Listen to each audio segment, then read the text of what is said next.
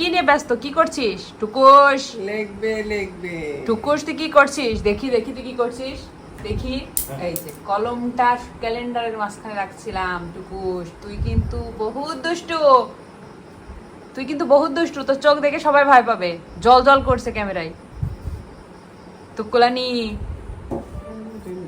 টুকু নানি ওটা নিয়ে নেন, ফেলে দিবে ফেলে দিবে, নেন। টুকুস তুই কলমটা নিয়ে ফেললি কেন? নেমে আয়, এখানে আয়, নেমে আয়।